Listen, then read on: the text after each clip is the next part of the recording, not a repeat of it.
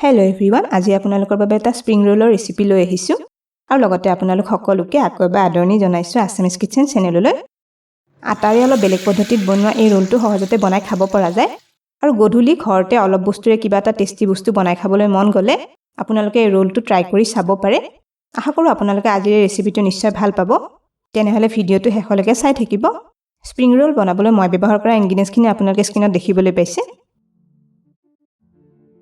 এয়া ডাঙৰ বাটি এটাত 1 কাপ আটা দি ল'লোঁ। এয়া নিমখ অলপ জোখমতে দি দিছোঁ। এচামুচ ৰিফাইন তেল আটাখিনিত দি ল'লোঁ।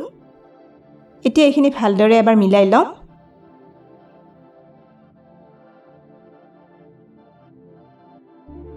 আৰু এতিয়া এয়া অলপ পানী লৈছোঁ। পানীখিনি অলপ অলপকৈ দি আটাখিনি মঠি লওঁ। আপোনালোকে ইয়াতে আটাৰ সলনি ময়দা ব্যৱহাৰ কৰিবও পাৰে। আটাখিনি এয়া মই মিহিকৈ মঠি ল'লোঁ। এই আটাখিনি ৰুটিৰ বাবে আটা মঠোতে যেনেকৈ মঠা হয় তাতকৈ অলপ টানকৈ মঠি ল'ব লাগিব। এতিয়া এইখিনি ঢাকনিখন লগাই 10 মিনিটমান সময়ৰ বাবে ৰাখি দিম। এইফালে কেৰাহী এটা 3 চামুচ ৰিফাইন তেল গৰম কৰি লৈছোঁ। এতিয়া তেলখিনিত এচামুচ মিহিকৈ কাটি লোৱা নহৰু দি ল'লোঁ। এয়া মিহিকৈ কাটি লোৱা এচামুচ আদা দি দিলোঁ। এইখিনি অকণমান ভাজি লওঁ। এতিয়া ইয়াতে মিহিকৈ কাটি লোৱা কেঁচা জলকীয়া এটা দি দিছোঁ আৰু লগতে এটা মিহিকৈ কাটি লোৱা পিঁয়াজ দি দিলোঁ। এইখিনি লৰাই আৰু অলপ সময় ভাজি লওঁ। এই মছলাখিনি কিন্তু বেছিকৈ ভাজি ল'ব নালাগে। এতিয়া ইয়াতে মিহিকৈ কাটি লোৱা এডোখৰ বন্ধাকবি দি দিছোঁ। এয়া ৰুকি লোৱা এটা গাজৰ দি দিলোঁ আৰু লগতে সৰু সৰুকৈ কাটি লোৱা এডোখৰ কেপচিকাম দি দিছোঁ। এতিয়া গোটেইখিনি মিলাই আৰু অকণমান ভাজি লওঁ। এই ৰেচিপিটোৰ বাবে চব্জিখিনি কিন্তু একেবাৰে কমকৈ ভাজি ল'লেই হৈ যাব। এইখিনি বেছিকৈ ভাজি থাকিব নালাগে আৰু চব্জিখিনি ভাজোঁতে খুব কম তেল ব্যৱহাৰ কৰিব লাগে।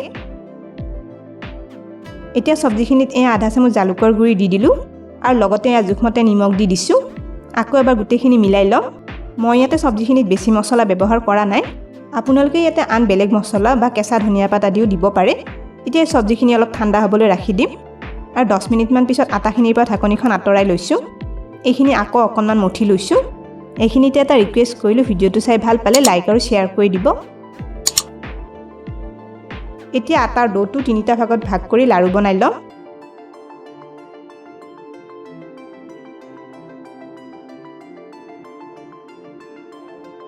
এইখিনিৰ পৰা ৰুটি বেলি ল'ব লাগিব। বেলনা এখনত এয়া আটাৰ লাড়ু এটা চেপেটা কৰি দি লৈছোঁ। অলপ অলপ শুকান আটা ওপৰত ছটিয়াই ল'লোঁ।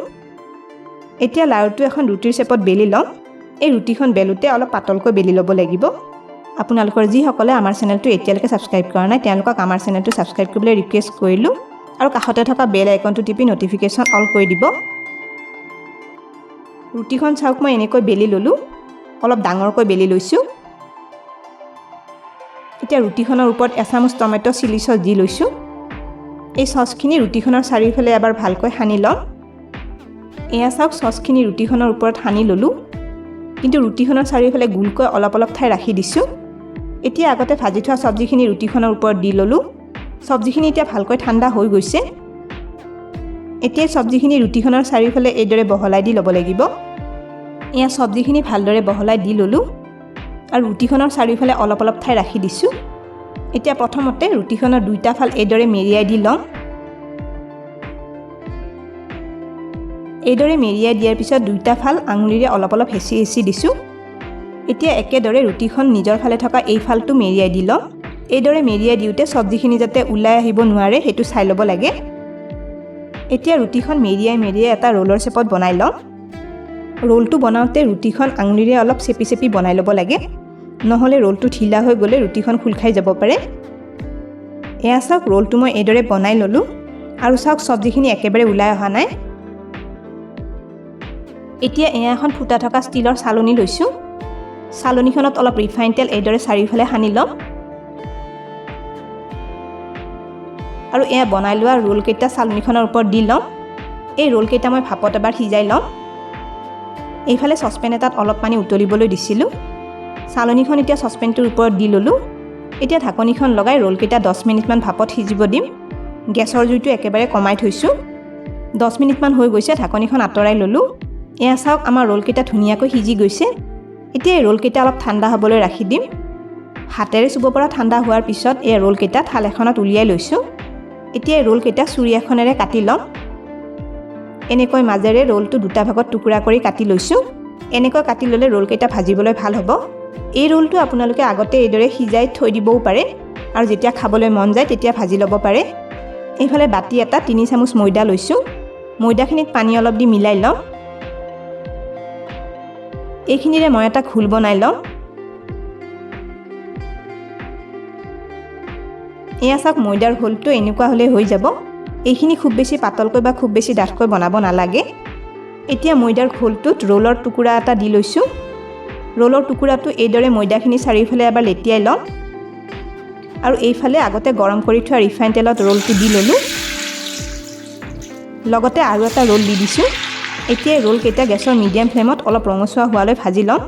এইদৰে অলপ ময়দাৰ ঘোলত লেটিয়াই ৰোলকেইটা বনালে খুব ধুনীয়া ক্ৰিস্পি আৰু সোৱাদ লগা হয়। এয়া চাওক ৰোলকেইটা 5 মিনিটমান সময় ভাজি ল'লোঁ। এইখিনি ধুনীয়া ৰঙচুৱা হৈ আহিছে। আগতে সিজাই লোৱা হয় বাবে এই ৰোলকেইটা খুব কম সময়তে ভজা হৈ যায় আৰু ভাজোতে কম তেলতে ভাজিব পৰা যায়। এইখিনি এতিয়া তেলৰ পৰা উঠাই লওঁ। এয়া চাওক গোটেইকেইটা ৰোল মোৰ ভাজি লোৱা হৈ গ'ল। এই ৰোলটো খুব ধুনীয়া মচমচীয়া হয় আৰু এই স্প্ৰিং ৰোলটো খাবলৈ খুবেই সোৱাদ লগা হয়। তেনেহ'লে আপোনালোকেও এই স্প্ৰিং ৰোলটো কেতিয়াবা গধূলি এইদৰে বনাই খাই চাব পাৰে আৰু আজিৰ ৰেচিপিটো কেনে পালে কমেণ্ট কৰি নিশ্চয় জনাব। ভিডিঅ'টো শেষলৈকে চোৱাৰ বাবে অশেষ ধন্যবাদ জনালোঁ আৰু ভিডিঅ'টো ভাল পালে লাইক আৰু শ্বেয়াৰ কৰি দিব।